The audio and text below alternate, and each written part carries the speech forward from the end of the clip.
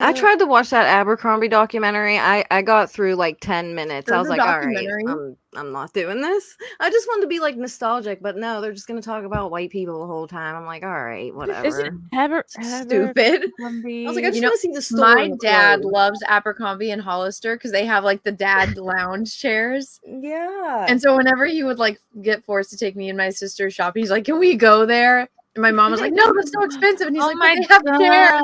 I have to watch this. I was obsessed with Abercrombie. Oh. Soy milk, me too. I was surprised. Okay, speaking of soy milk, I'm gonna expose him. He is a receipt toucher. Okay. I knew it. Five of us were at the restaurant, and like I made it off comment about touching receipts. He's like, "Oh, you believe that?" He's like rubbing the receipts on his face. I'm like, that's literally like getting fucked in the ass to own your like homophobic dad or something. It's like you're the one getting fucked in the ass, not me. It's like touch all the receipts you want. Wow. Oh my god.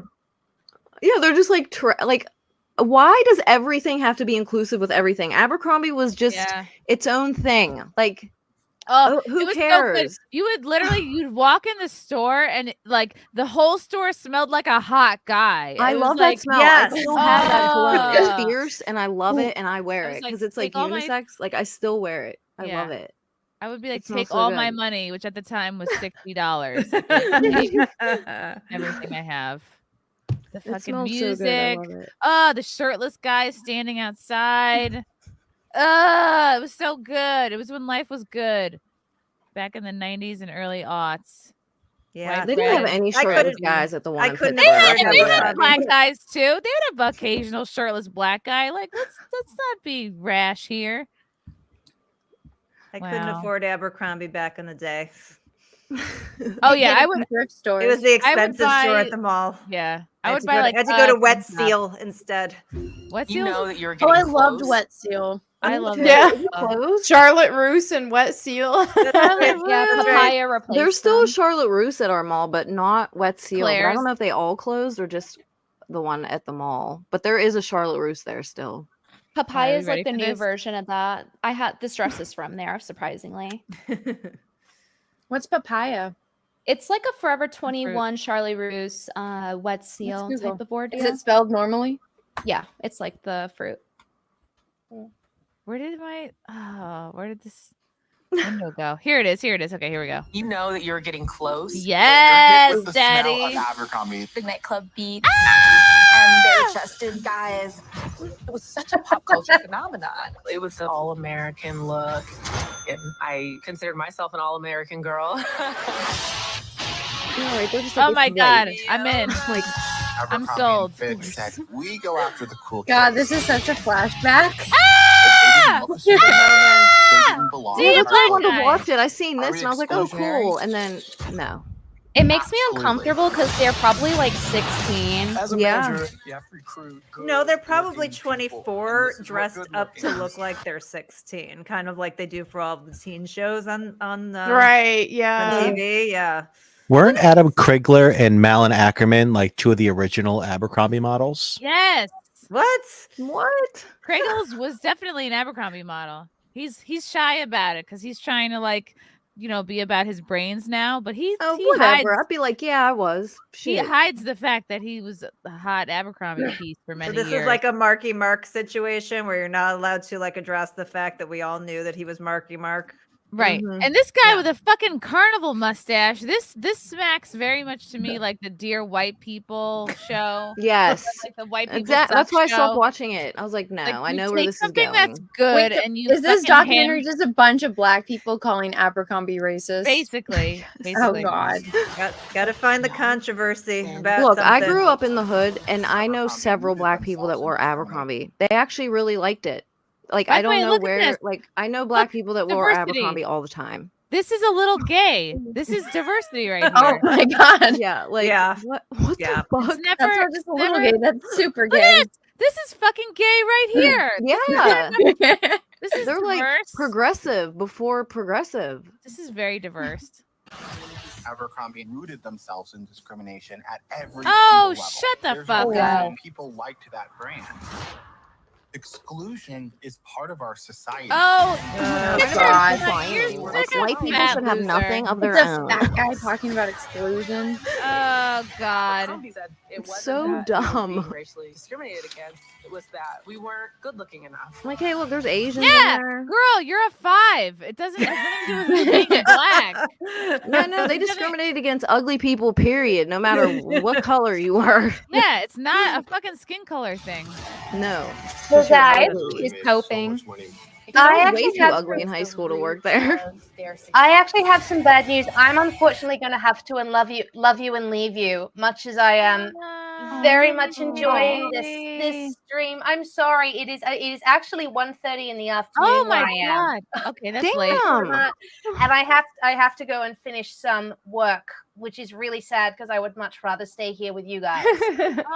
Daisy, I know. tell people where they can find you and etc. Yes, you can find me on YouTube. Just type my name, Daisy C, and then Cousens with an E, Cousens. Type it into YouTube. I'm on Twitter under the same name, and Instagram and Facebook. So, and thank you so much for having me, Chrissie. And it was so nice to meet all you lovely ladies. For coming Nice meeting you. I'm gonna follow you on everything. Yeah, no worries, and I'll see you. I hope to see you all soon. Yay. Yes, Great Daisy. meeting. Thank you. Love you. Love you too. All right. Bye. Back to the spank bank. Abercrombie went all the way to the Oh, Supreme yeah. Court. All American doesn't mean all white. Again, you're also ugly. Relax. Exactly. Oh God. Oh my God, look at her. She's white and she's fucking hideous. So they only wanted in shape, attractive people to be their models. How fucking shocking. Yeah, I know, right? Like, can you believe it?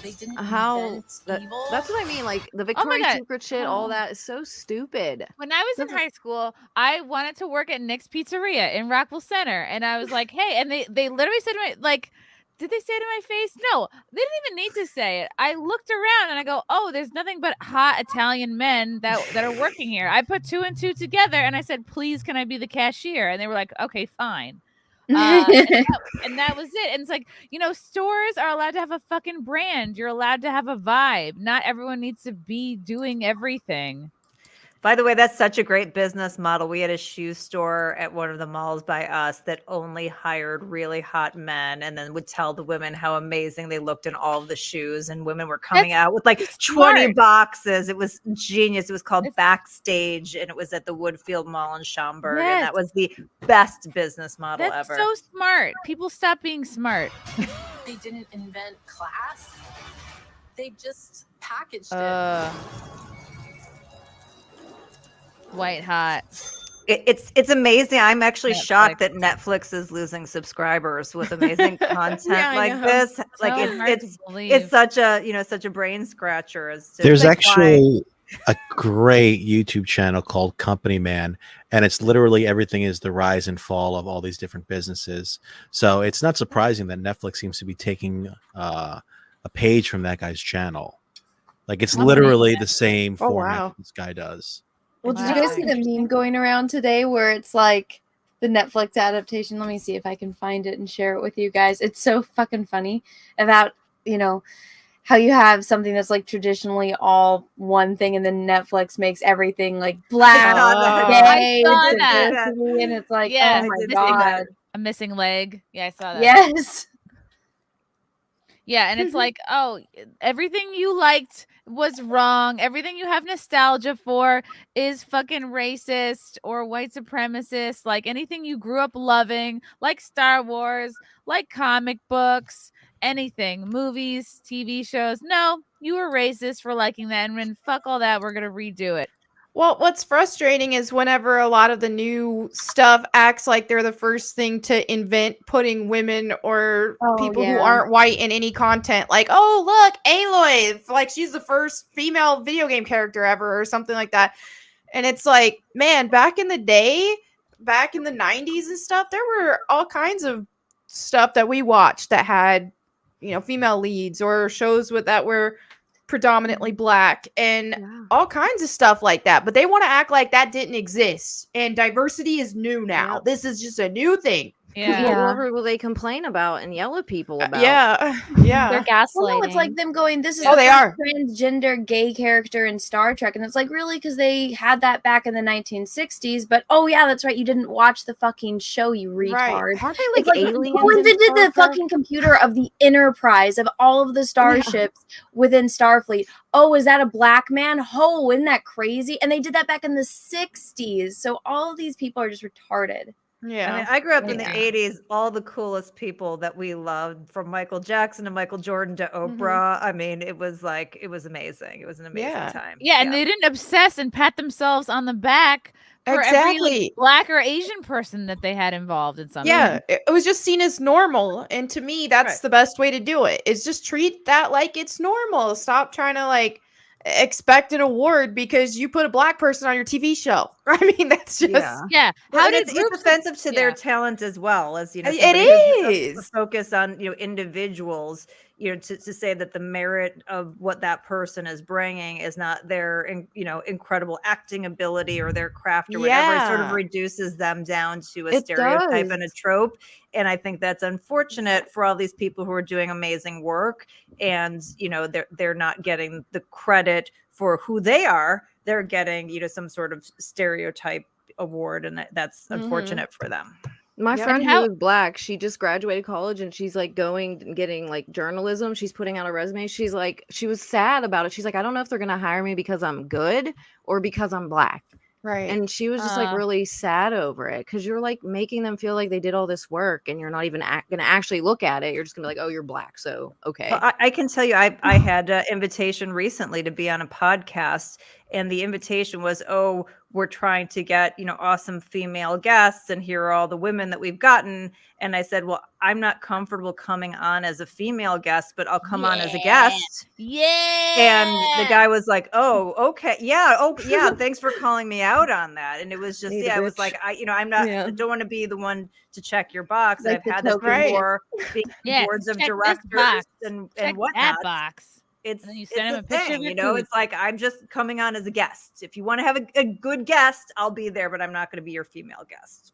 I hear and I know that people mean this as a compliment, but about once a week, like a tweet, a comment, like, wow, I normally don't find women funny, but you're great. Or like, you're really funny for a girl. Right. And I'm like, oh, it's like, it doesn't mean much when your only basis for like female comedian is Amy Schumer. I'm like, that tells me that you barely like comedy if that's all you've been exposed to. And it's also crazy that like suddenly groups of people who 20 years ago were not victims, were not, in like a struggling class, now all of a sudden in the 2020s are now victims.